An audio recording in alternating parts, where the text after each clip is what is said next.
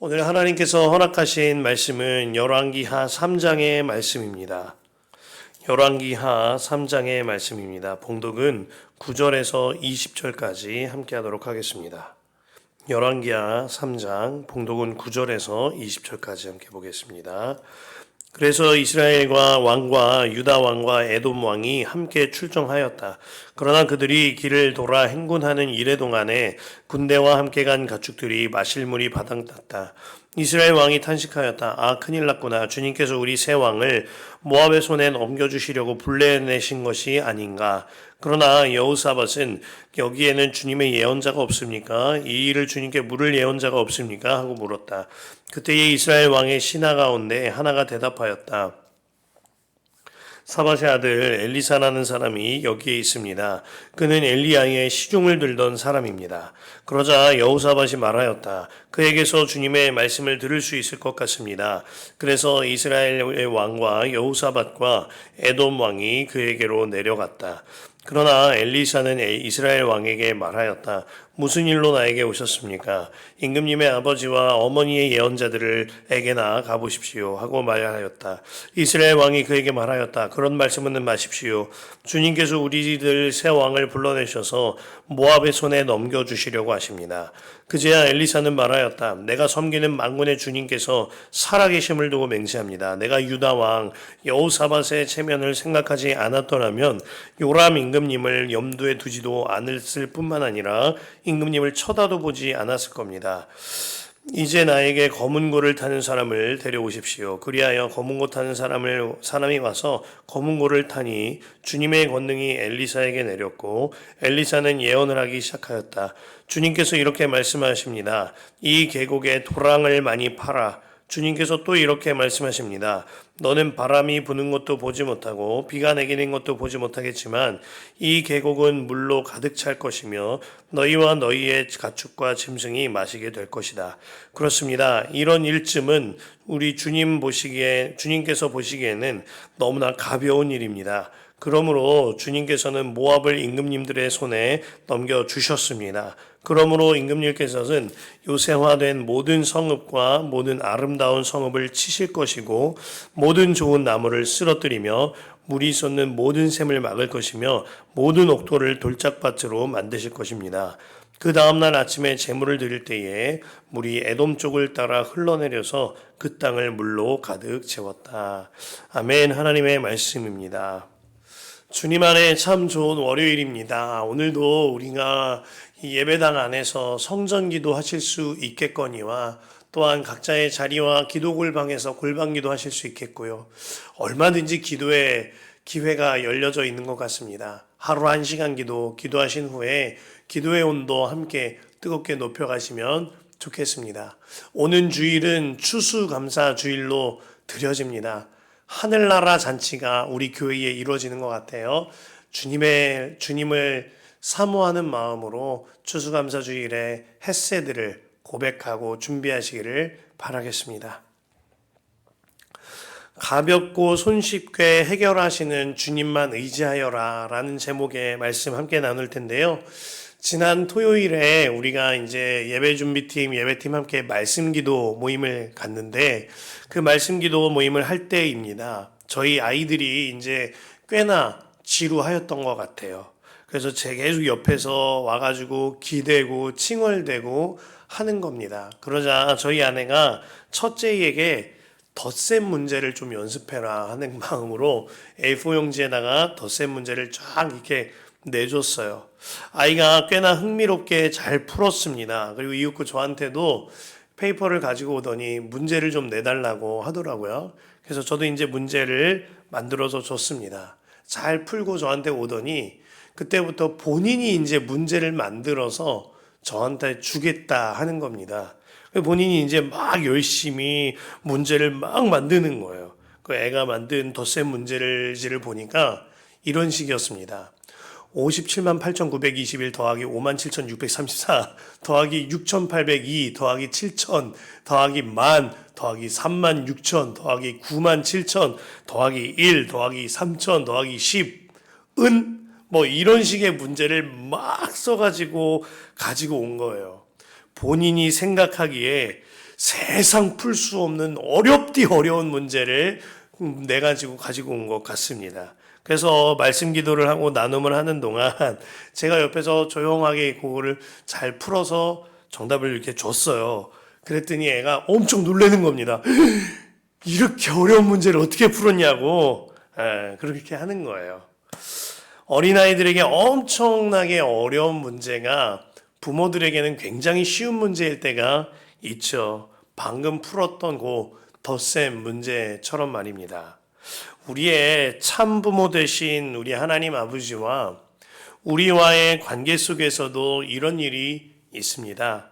우리의 인생에는 엄청난 문제 같고 도무지 풀 수 없는 산수 같고 산같이 큰 문제처럼 보이지만 우리 주님께서는 너무나 손쉽고 가벼운 일로 여겨주시는 거예요.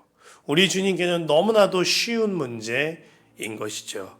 그래서 주님께서 이렇게 말씀하셨던 겁니다. 마태복음 11장 28절에서 30절이죠. 수고하고 무거운 짐진 자들아 다 내게로 오라. 내가 너희를 쉬게 하리라. 나는 마음이 온유하고 겸손하니 나의 멍에를 메고 내게 배워라. 그리하면 너희 마음이 쉼을 얻으리니 이는 내 멍에는 쉽고 내 짐은 가벼움이라 하셨던 것입니다. 오늘 본문에 엘리사의 입술을 통하여서도 주님께서 동일한 말씀을 주십니다. 18절에 그렇습니다. 이런 일쯤은 주님께서 보시기에는 너무나 가벼운 일입니다. 영어 성경에 easy things라고 하였어요. 그러므로 주님께서는 모압을 임금님들의 손에 넘겨주셨습니다. 여러분들의 삶 속에 도무지 감당 못할 것 같은 산 같은 문제를 만난 분 계십니까? 샘물이 말라서 탈듯한 고통이 있거나 막대한 전쟁 같은 삶으로 인하여 힘겨움이 있거나 도무지 해결하지 못할 산 같은 문제를 맞닥뜨리신 분, 쉽게 해결하시고 가볍게 해결하시는 주님을 바라보시기를 바랍니다. 주님께서는 우리의 그 문제가 쉽고 가볍게 풀어낼 수 있는 덧셈 문제와 같은 문제일 뿐인 것입니다. 본문 속 남유다와 북이스라엘 연합군에 큰 문제가 일어났습니다. 모압과의 전쟁 중에 어려움을 겪게 된 것인데요. 당시 북이스라엘을 다스리던 왕은 요람이었는데 그 요람은 아합이나 아하시야만큼 본인의 아버지나 할아버지만큼 악행을 행하지는 않았지만 바알은 패하였으나 여로보암의 금송아지를 비롯한 여러 가지 우상은 여전하게 숭배하였습니다. 그러던 중에 북이스라엘의 속국으로서 조공을 가져다 바치던 이 모압이 북이스라엘을 배신하게 된 겁니다.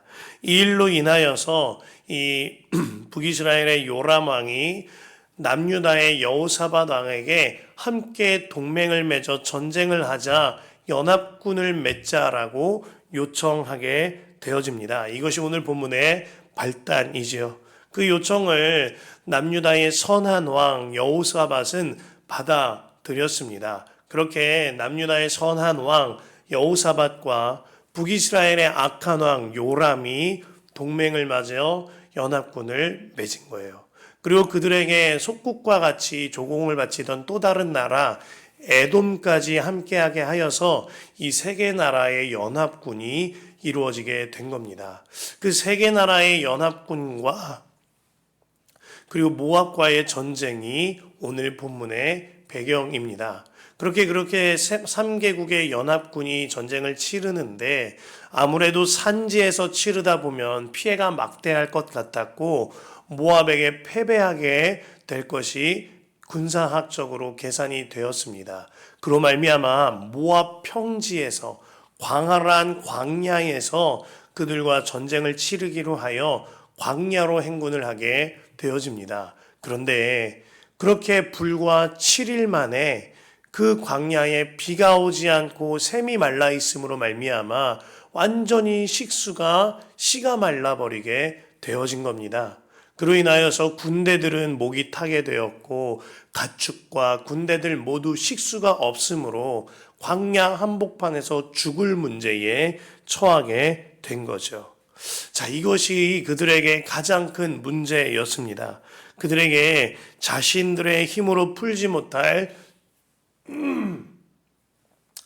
두 가지 문제가 생긴 겁니다. 모압과의 전쟁이 첫 번째 문제였고, 또한 더 큰 문제는 광야에서 물이 없으므로, 마실 물이 없으므로 그들 모두가 말라 죽게 된 것, 이것이 크고 두 번째 되는 문제였습니다. 자, 이 문제 앞에서요, 선한 왕 남유다의 여호사밧과 우상 숭배를 하던 악한 왕 북이스라엘의 요람의 전혀 다른 반응을 볼 수가 있습니다. 악한 왕 요람은 불평합니다. 그러나 선한 왕 여호사밧은 주님께 여쭤볼 생각을 하지요. 10절과 11절이에요. 이스라엘 왕이 탄식하였다. 요람 왕을 말합니다. 아, 큰일 났구나. 주님께서 우리 새 왕을 모압의 손에 넘겨주시려고 불러내신 것이 아닌가. 본인 마음대로 전쟁을 치르면서 하나님께 불평하는 겁니다. 11절에 그러나 여호사밧은 여기에는 주님의 예언자가 없습니까? 이 일을 주님께 물을 예언자가 없습니까? 하고 물었다. 10절과 11절 사이를 잇는 그러나라는 접속사를 좀 눈여겨볼 필요가 있습니다. 성경에서 이런 접속사를 괜시리 쓰는 것이 아니지요. 이스라엘의 악한 왕 요람과 남유다의 선한 왕 여호사밧을 의도적으로 대조하고 있는 겁니다. 그러자 북이스라엘의 신하 중 하나가 엘리사 선지자를 소개하는데 그 소개 멘트가 참 아쉽습니다. 11절에서 12절이에요. 그때의 이스라엘 왕의 신하 가운데 하나가 대답하였다. 사밧의 아들 엘리사라는 사람이 여기에 있습니다. 그는 엘리야의 시중을 들던 사람입니다. 그러자 여호사밧이 말하였다. 그에게서 주님의 말씀을 들을 수 있을 것 같습니다. 정말 그 왕의 그 신하입니다. 하나님을 멸시하던 요람의 신하는 엘리사를 소개하기를 그는 엘리야의 시중 들던 자입니다. 라고 소개하고 있는 거예요. 그의 말 어디에도 엘리사는 하나님의 선지자입니다. 하나님께서 세우신 분이십니다. 하나님의 종입니다. 이런 말은 없습니다. 단지 한낱 시중 들던 자, 엘리야의 그림자 같은 자, 엘리야의 손을 닦아주고 신을 들며 그저 몸종과 같은 자라고 엘리사를 낮춰 부르고 있는 거죠. 반면 12절의 여호사밧의 말을 보십시오. 여호사밧은 그에게서 주님의 말씀을 들을 수 있을 것 같습니다. 라고 말합니다. 문제 앞에서요, 그 고백이 믿음의 실상을 드러내게 되는 거죠. 그런데 놀라운 것은 이에 대하여서요, 엘리사도 그리고 하나님께서도 똑같이 그들을 대하여 주신다는 겁니다. 엘리사가 요람 왕에게 이같이 말합니다. 13절에 무슨 일로 나에게 오셨습니까? 임금님의 아버지와 어머니의 예언자들에게나 가 보십시오. 하나님을 경홀히 여긴 자 뿐만 아니라 하나님께서 세워주신 통로된 자를 경홀히 여긴 자, 하나님께서도와 그리고 엘리사 또한 경홀히 여기는 거예요. 당신의 어머니나 아버지가 섬겼던 신들에게나 가보십시오 하면서 낮추고 있는 겁니다. 그러나 여호사밧에게 대하여서는 엘리사가 전혀 달리 반응하지요. 이것이 하나님의 마음이었을 겁니다. 14절 말씀에 그제야 엘리사는 말하였다. 내가 섬기는 만군의 주님께서, 주님의 이름으로 말하는 겁니다. 살아계심으로 두고 맹세합니다. 내가 유다왕 여호사밧의 체면을 생각하지 않았더라면 요람 임금님을 염두에 두지도 않았을 뿐만 아니라 임금님을 쳐다도 보지도 않았을 것입니다. 깨달아야 합니다. 주를 경홀하게 여기는 자, 주께서도 어찌할 방도가 없는 겁니다.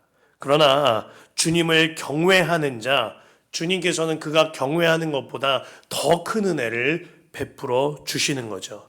마태복음 7장 12절 말씀에 그러므로 무엇이든지 남에게 대접을 받고자 하는 대로 너희도 남을 대접하라. 이것이 율법이요 선지자니라 하셨습니다. 이 말씀을 두고 많은 사람들이 황금률이라고 부르기도 하지요. 그러나 이 말씀은 사람과의 관계뿐만 아니라 주님을 존중하고 주님을 경외하는 데에도 우리에게 적용점이 되는 말씀일 겁니다. 많은 사람들이요, 주님께 요구하고 요청합니다. 주님께 내가 원하는 대로 응답하시기는 바라지요. 그러나 주님을 바라보고 주님을 경외하며 주님을 존중해드리지는 않는 경우가 너무나 많은 겁니다.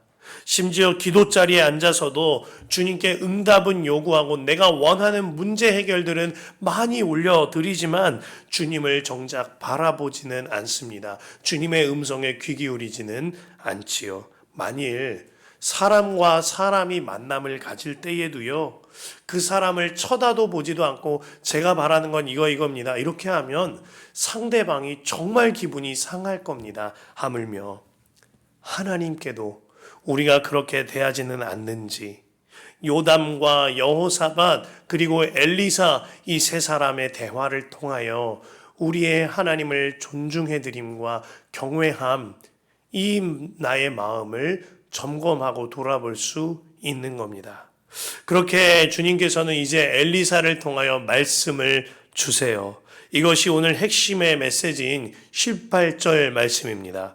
그렇습니다. 이런 일쯤은 주님께서 보시기에는 너무나 가벼운 일입니다. 그러므로 주님께서는 모압을 임금님들의 손에 넘겨주셨습니다. 엘리사의 말처럼 광야에 물이 나게 하는 일, 그리하여 모든 군대와 가축들이 샘솟는 물로 인하여서 살게 되어지는 일, 이 일은 하나님께 있어서는 너무나 손쉽고 가벼운 문제였습니다. 주님은 온 열방의 왕 중의 왕이시자 이 세상의 창조주, 온 만물의 창조주이시니까요. 그 주님께서 메마른 광야에 물을 내시겠다 하면 물이 나는 겁니다. 그 주님께서 나를 살리시겠다 하시면 살리시는 겁니다. 그렇다면 우리가 의지할 분이 명확한 거죠. 오직 주님만을 경외하고 주님만을 바라보며 주님만 의지해야 하는 겁니다. 그래서 주님께서 내가 물을 내리라 하시기 이전에 오늘 본문 16절에 이같이 말씀하셨던 겁니다. 주님께서 이렇게 말씀하십니다. 이 계곡에 도랑을 많이 파라. 주께서 모든 일을 하실 수 있으니 먼저 믿고 먼저 순종하라 라는 겁니다. 곧 먼저 주님만 의지함으로 말미암아 오직 주님만 바라보라 하는 주님의 말씀인 겁니다. 아직 비가 오지 않았습니다. 비구름은 보이지도 않습니다. 뿐만 아니라 샘들도 없고 샘이 솟아날 기미가 보이지 않습니다. 그런데 주님께서는 그 쩍쩍 갈라지고 말라져 있는 광야의 땅에 물이 날 거야. 샘이 솟을 거야. 도랑을 먼저 파거라. 말씀하고 계신 겁니다. 그것도 많이 파라고. 물이 많이 나올 거니까 많이 파라고. 그렇게 가볍고도 쉽게 문제를 해결하시는 주님을 의지하여 먼저 순종함으로 도랑을 많이 팠을 때 주님께서 에돔 쪽을 따라 물이 흘러내리게 하심으로 그 땅을 물로 가득 채우셨다 하셨습니다. 그렇게 자기 아들까지 인신제사하는 악한 모압 왕을 비롯한 모압의 군대를 완전히 대파할 수 있었습니다. 오늘 본문이 우리에게 주는 가장 핵심적인 메시지가 이것입니다. 너무나도 가볍고 쉽게 모든 문제를 해결하시는 주님만 바라보고 주님만 의지하라 라는 것입니다. 이 말은요, 문제 해결에 초점 맞추라는 말씀 아닙니다. 무턱대고 주님께 맡긴다는 명목 아래에 손 놓고 그저 가만히 있으란 말씀 아닙니다. 오직 문제보다 더 크신 주님만 바라보며 주님만 의지하라, 이 말씀을 드리는 겁니다. 내게는 산같이 큰 문제 같아 보이지만 우리 주님께는 너무 손쉽고 가벼운 문제거든요. 그러면 우리는 주님, 내 참부모 되신 하나님 아버지께 의탁하면 되는 겁니다.